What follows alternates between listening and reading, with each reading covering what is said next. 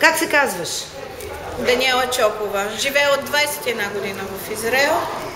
Аз и моите деца и моето семейство сме родени в България и в сърцата ни е България. Кажи ми, защо, какво точно подкрепяте? Подкрепиме искането на България за по-нормален живот, за нормален, достоен живот.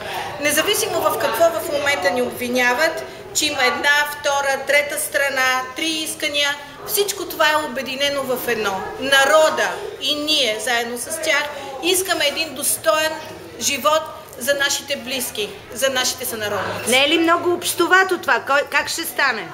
Как ще стане? Ние не сме тези, които трябва да го решим. Има в България хора, които могат да решат това. Ние можем само да подкрепиме. Можем да бъдат сигурни, че целият свят е зад гърба им. Всеки един българин, няма значение къде се намира. Днеска той е с тях. Кажи, Даниела, мъчно ли ти е за България? Много. Много. Кажи ми, мислиш ли, че ще успеят да постигнат някакви конкретни резултати? Да, защото много млади хора, които са работили и са живели навън и са учили навън, се връщат в България. Надявам се. 87-90 година ние бяхме употребени.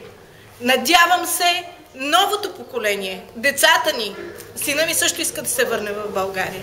Нашите деца да успеят да направят това, което ние не успяхме. Мислиш ли, че ще се яхне, така да се каже, протеста, този многолюден протест от някоя политическа партия? Няма да им дадат.